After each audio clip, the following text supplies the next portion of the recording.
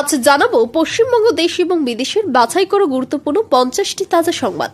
আপনি যদি চ্যানেলে নতুন হয়ে থাকেন তাহলে অবশ্যই চ্যানেলটি সাবস্ক্রাইব করুন, কারণ প্রতিদিনের সেরা খবর আপনার হাতের মুঠোয় পৌঁছে দিতে আমরা আছি সদা প্রস্তুত। খবরের প্রথমেই দেখে নেব সংবাদ শিরোনাম।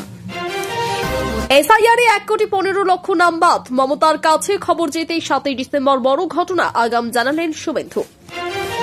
26 নির্বাচনে বাংলা জিততে 500 কোটি বাজেট বিজেপির, তবে নিয়ন্ত্রণ থাকবে দিল্লির হাতে। হাসিনার বাড়ি ভেঙে ফেলার জন্য উগ্রপন্থীরা বুলডোজার নিয়ে আসে, ভারত কঠোর পদক্ষেপ নেয়। নিজে নয়, ফাঁসি কাঠে ইউনুসকেই ঝোলাবেন শেখ হাসিনা, মৃত্যুদণ্ডের সাজা নিয়ে পাল্টা হুঁশিয়ারি। বাপদাদাদের আমলের ডকুমেন্টস নেই, তাই দেশে ফিরে যাচ্ছি আমরা, বাংলাদেশিদের ভারত ছাড়ার হিড়িক সীমান্তে জমায়েত। তৃণমূলের বিএলএ 2দের পারফরমেন্সে খামতি, রিপোর্ট সামনে আসতেই বিতর্ক। কল্যাণের বিরুদ্ধে অ্যাকশন নিতেই রাজ্যপালের পদক্ষেপ নিয়ে মুখ খুলেন শুভেন্দু। তৃণমূলের টেনশন বাড়িয়ে বঙ্গে আসন্ন বিধানসভার ভোটে মুসলিম অধ্যুষিত আসনগুলিতে প্রার্থী হওয়ার প্রস্তুতি নিচ্ছেন আসাদউদ্দিন ওয়াইসি।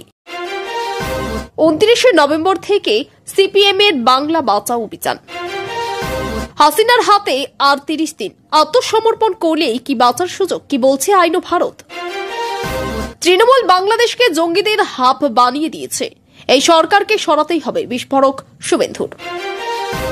রাজ্যের আপত্তি খারিজ করে মেমারিতে শুভেন্দুর সভায় অনুমতি, হাইকোর্টের দিল সতর্ক। দেখা হবে, আমি অসুখও জানি আর ওষুধও জানি, কীর্ণাহারে জ্বলে উঠলেন শুভেন্দু। মোদীকে শেষ করে দিলেই তামিলনাড়ুর উন্নতি হবে, জনসভায় প্রধানমন্ত্রীকে নরকাসুর বলে বিতর্কে ডিএমকে নেতা, বিজেপির মৃত্যুর হুমকি অভিযোগ। এআই ফটো স্ক্যান চাই চাই চাই, খেলা ধরে ফেলে ওষুধ দিলেন শুভেন্দু।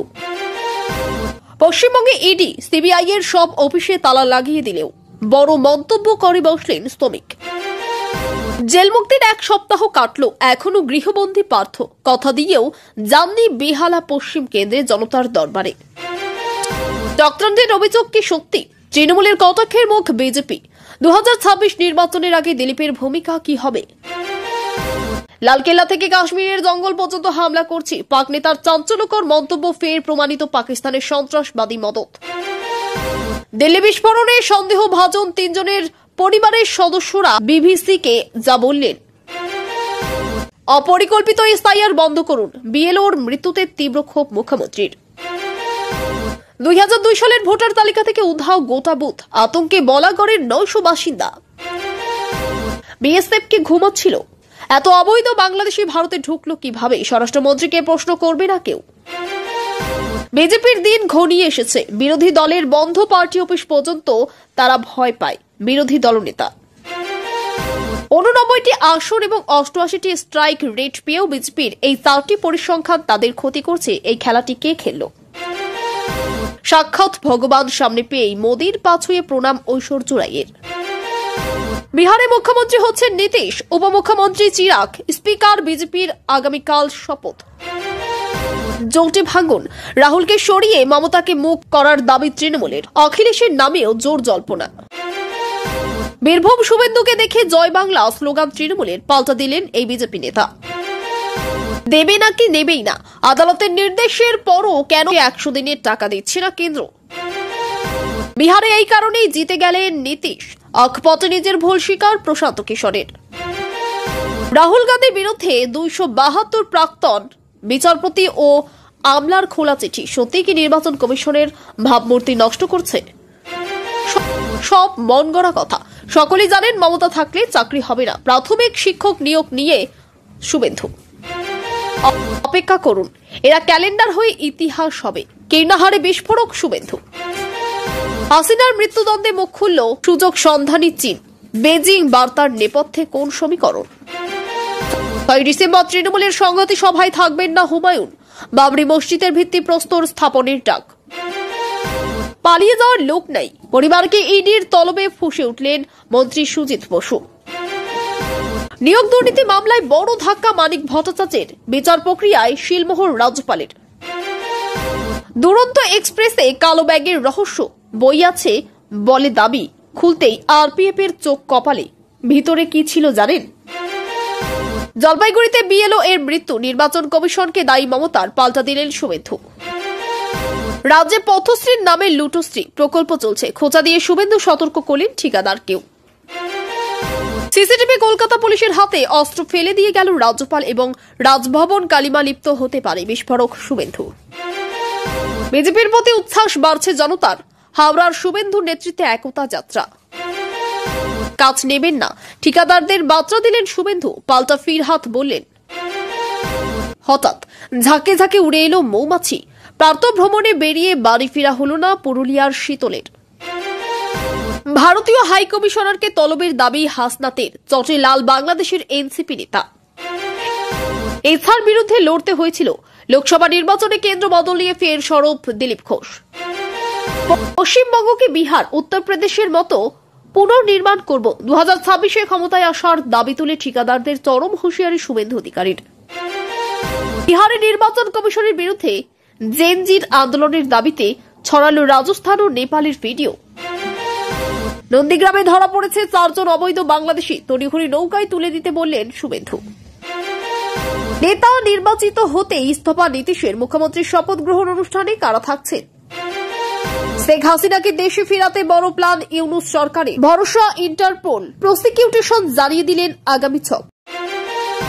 প্রতিহিংসার প্রতিশোধ নিতে এই রায় ঘোষণা, শেখ হাসিনার ফাঁসির সাজা নিয়ে মুখ খুললেন ছেলে সজীব।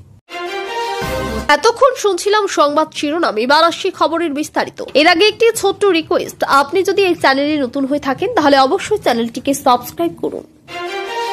পশ্চিমবঙ্গে ভোটার তালিকার বিশেষ সংশোধন প্রক্রিয়া চলতে শুরু করার পরই রাজনৈতিক অস্থিরতা বেড়েছে।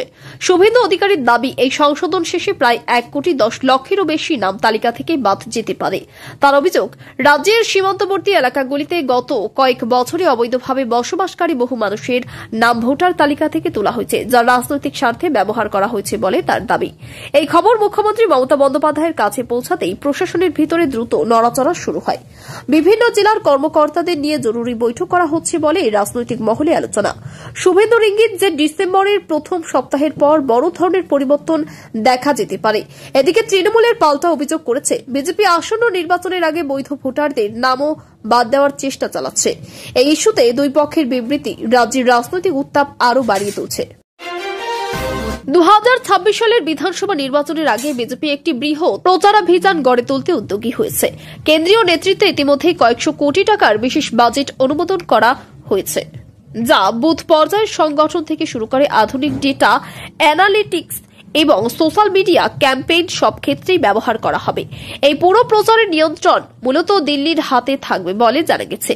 রাজ্যে ইউনিটকে মাঠ পর্যায়ের কাজের দায়িত্ব দেওয়া হলেও কৌশল প্রচারের বার্তা, অর্থ বরাদ্দ এবং প্রচার সামগ্রী ব্যবস্থাপনার মতো গুরুত্বপূর্ণ সিদ্ধান্তগুলো কেন্দ্রীয় টিমেই নেবে।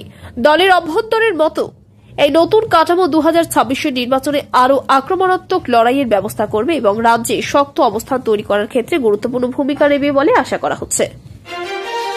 বাংলাদেশের চলমান রাজনৈতিক উত্তেজনার মধ্যে শেখ হাসিনার বাড়ির সামনে ভয়াবহ পরিস্থিতির সৃষ্টি হয় যখন একদল উগ্রপন্থী বুলডোজার নিয়ে অগ্রসর হয়। তারা বাড়ি ভাঙার চেষ্টা চালাতে চাইলে দ্রুত নিরাপত্তা বাহিনী ঘটনাস্থলে পৌঁছে পরিস্থিতিকে নিয়ন্ত্রণে আনে। সংঘর্ষের আশঙ্কায় চারপাশে কড়া নজরদারি বসানো হয়। এই ঘটনার খবর ভারতীয় কর্তৃপক্ষের কাছেও যায় এবং ভারত সঙ্গে সঙ্গে সীমান্ত এলাকায় উচ্চ সতর্কতা জারি করে। অতিরিক্ত বিএসএফ জওয়ান মোতায়েন করা হয় এবং সীমান্তবর্তী পয়েন্টগুলোতে নজরদারি বেড়ে যায়।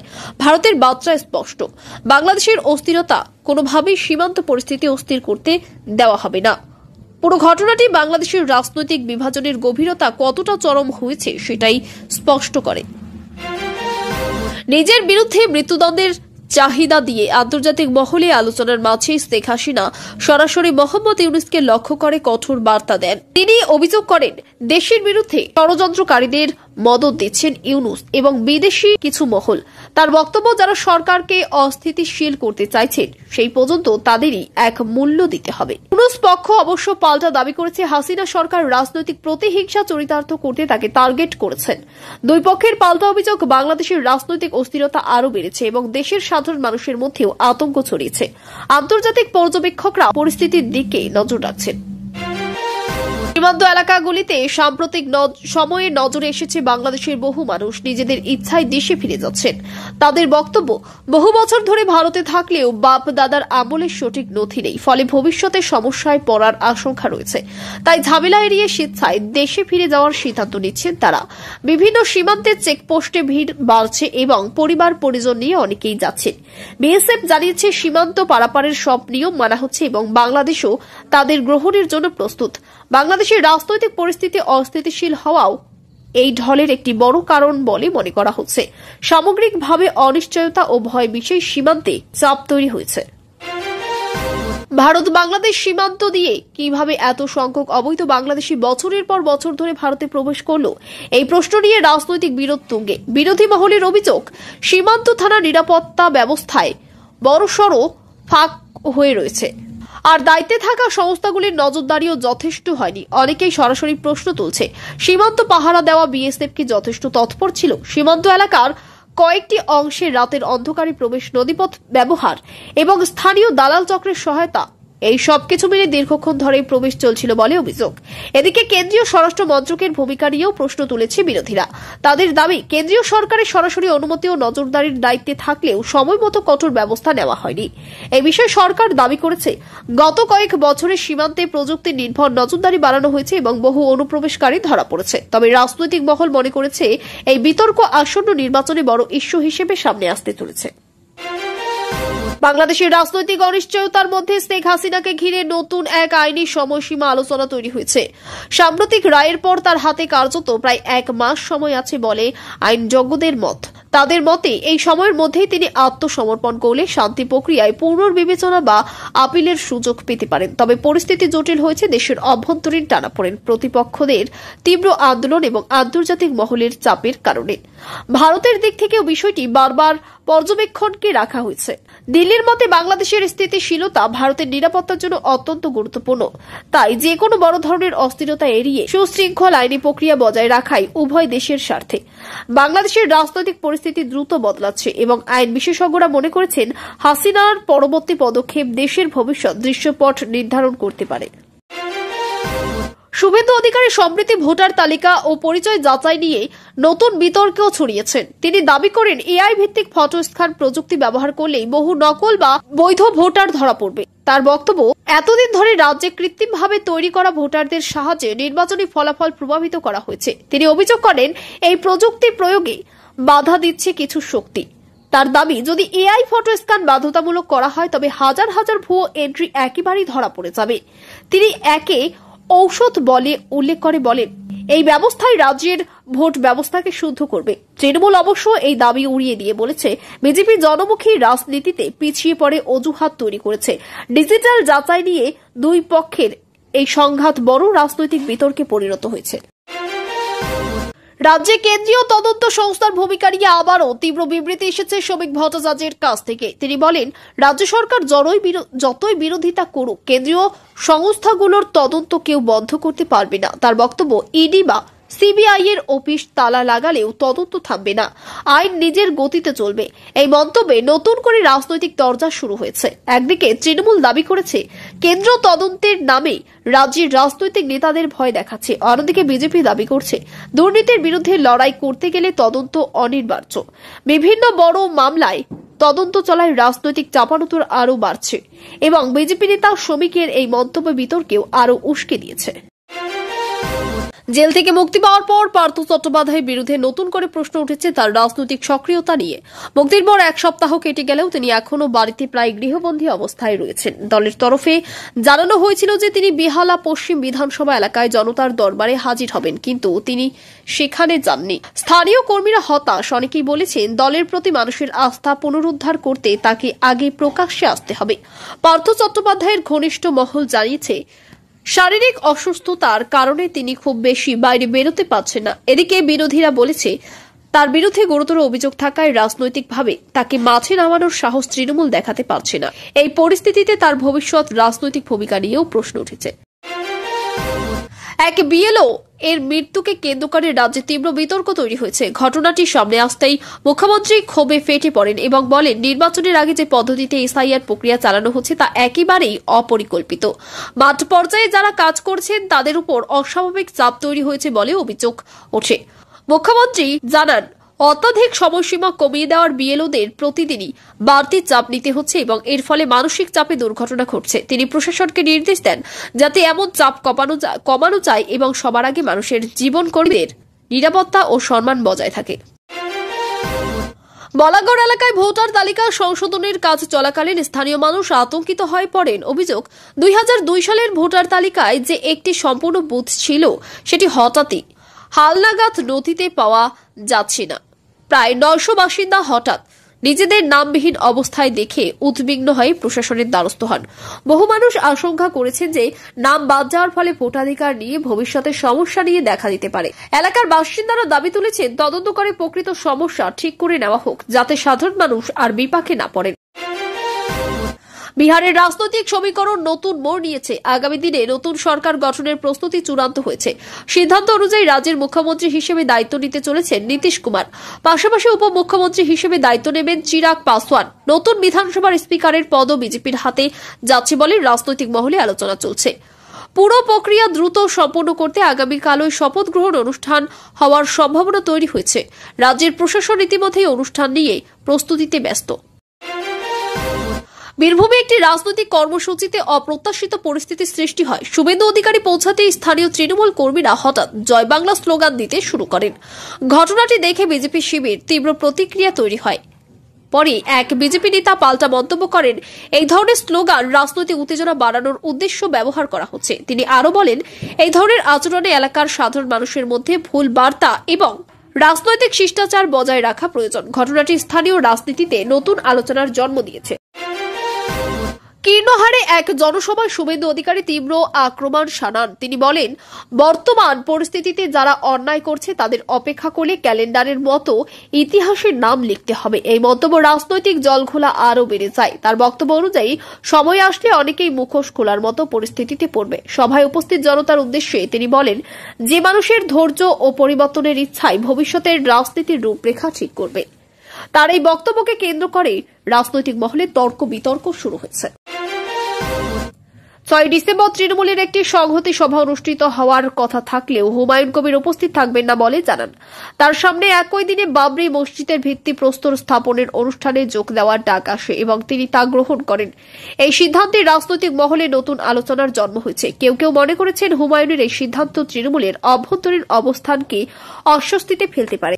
আবার অনেকে বলছেন, ব্যক্তিগত ও ধর্মীয় দায়বদ্ধতাকে অগ্রাধিকার দিয়ে তিনি এই সিদ্ধান্ত নিয়েছেন। পরিস্থিতি তৃণমূলের ভবিষ্যৎ কর্মসূচির উপরও প্রভাব ফেলতে পারে বলে ধারণা করা হচ্ছে। জলপাইগুড়িতে এক বিএলওর আত্মহত্যার ঘটনায় রাজ্যে প্রতিক্রিয়া তুঙ্গে। মুখ্যমন্ত্রী জানান, অতিরিক্ত কাজের চাপ এবং এসআইআর প্রক্রিয়ার জটিলতার কারণেই এই মর্মান্তিক ঘটনা ঘটেছে। তিনি নির্বাচন কমিশনকে সরাসরি দায়ী করে তদন্তের দাবি তোলেন। তার অভিযোগ, বিএলওর রাত দিন ধরে কাজ করা বাধ্য করা হচ্ছে এবং কাজের ধরন একেবারেই বাস্তব সম্মত নয়। অন্যদিকে শুভেন্দু অধিকারী পাল্টা মন্তব্য করে বলেন, রাজ্য সরকারি বিএলওদের সঠিক সহায়তা দিতে ব্যর্থ হয়েছে। তার দাবি, এই ঘটনাকে রাজনৈতিক ব্যবহার করার চেষ্টা করছে। এই নিয়ে রাজনৈতিক মহলে তীব্র বিরোধ তৈরি হয়েছে। রাজ্যের পথশ্রী প্রকল্পকে কেন্দ্র করে নতুন বিতর্ক। শুভেন্দু অধিকারী দাবি করেন, এই প্রকল্পের আড়ালে ব্যাপক আর্থিক অনিয়ম চলছে এবং প্রকল্পটি আসলে উন্নয়ন নয় বরং লুটের মাধ্যম হয়ে উঠেছে। তিনি ঠিকাদারকে উদ্দেশ্য করে কড়া সতর্ক বার্তা দেন যে ভবিষ্যতে সরকার পরিবর্তন হলে সমস্ত অনিয়ম তদন্তে হবে এবং দায়ীদের ছাড় দেওয়া হবে না। তিনি আরও বলেন, প্রকল্পের নামে যে কাজ দেখানো হচ্ছে তা বাস্তবে মান বজায় রাখতে ব্যর্থ। তার বক্তব্যে প্রশাসন ও ঠিকাদার মহলে আলোড়ন সৃষ্টি হয়েছে। বাংলাদেশের সাম্প্রতিক উত্তেজনা বৃদ্ধি পাওয়ার পর এক রাজনৈতিক নেতা দাবি করেন যে ভারতীয় হাই কমিশনারকে আনুষ্ঠানিকভাবে তলব করা উচিত। তার মতে, ভারতের কিছু মন্তব্য ও অবস্থান বাংলাদেশ সম্পর্কে অযাচিত বার্তা পাঠাচ্ছে। এই মন্তব্যে বাংলাদেশ রাজনৈতিক অস্থিরতা আরও বাড়ে এবং একদল নেতা তীব্র ক্ষোভ প্রকাশ করেন। তারা বলেন, অযথা ভারত বিরোধী অবস্থান নেওয়া দেশের রাজনীতিকে আরও অস্থিতিশীল করে তুলবে। পরিস্থিতি দুই দেশের দ্বিপাক্ষিক সম্পর্কেও চাপ সৃষ্টি করেছে বলে রাজনৈতিক পর্যবেক্ষকদের মত। শুভেন্দু অধিকারী সাম্প্রতিক এক সভায় দাবি করেন যে 2026 সালের নির্বাচন তারা ক্ষমতায় আসবেন এবং পশ্চিমবঙ্গকে নতুনভাবে গঠন করা হবে। তার বক্তব্য অনুযায়ী বর্তমান প্রশাসনের দুর্নীতি, অনিয়ম ও উন্নয়নের অভাব রাজ্যের পরিস্থিতি খারাপ করে তুলছে। তিনি ঠিকাদারদের উদ্দেশ্যে কড়া ভাষায় বলেন, কেউ যদি প্রকল্পে অনিয়ম করে থাকেন তবে সরকার পরিবর্তন হলে কঠোর ব্যবস্থা নেওয়া হবে। তিনি আরও উল্লেখ করেন যে পশ্চিমবঙ্গকে তিনি বিহার বা উত্তরপ্রদেশের মতো নতুন করে উন্নয়নের পথে ফিরিয়ে আনতে চান। তার এই বক্তব্যে রাজনৈতিক মহলে তীব্র চাঞ্চল্য তৈরি হয়েছে। নন্দীগ্রামে 4 জন অবৈধ বাংলাদেশি ধরা পড়েছে বলে দাবি করেন শুভেন্দু। তার অভিযোগ, এরা নৌকা করে সীমান্ত পেরিয়ে ঢুকে পড়েছিল। তিনি প্রশাসনকে নির্দেশমূলক সুরে বলেন, এদের দ্রুত নৌকায় তুলে ফিরিয়ে দিতে হবে। তার বক্তব্য, অনুপ্রবেশকারীদের ঢুকতে দিলে তা রাজ্যের নিরাপত্তা ও ভোটার তালিকা উভয়ের উপরই প্রভাব ফেলতে পারে। স্থানীয়দের মধ্যেও ঘটনাটি নিয়ে উত্তেজনা ছড়ায়, তবে প্রশাসন এখনো বিষয়টি নিয়ে কোনো আনুষ্ঠানিক মন্তব্য করে নাই। শেখ হাসিনার মৃত্যুদণ্ডের রায় ঘোষণার পর তার ছেলে সজীব কঠোর প্রতিক্রিয়া জানান। তার কথায়, এই রায় আইনগত সিদ্ধান্তের চেয়ে বেশি রাজনৈতিক প্রতিহিংসার প্রতিফলন। তিনি বলেন, প্রতিশোধ স্পৃহা থেকেই এই রায় আনা হয়েছে এবং এটি তাদের পরিবারের বিরুদ্ধে দীর্ঘদিনের বিদ্বেষেরই প্রকাশ। তিনি আরও উদ্বেগ প্রকাশ করেন যে এ ধরনের রায় আন্তর্জাতিক মহলেরও প্রশ্ন তুলতে পারে। মামলার আইনগত প্রক্রিয়া ও ভবিষ্যৎ পদক্ষেপ নিতে তাদের পক্ষ থেকে পরিস্থিতি পর্যবেক্ষণ করা হচ্ছে।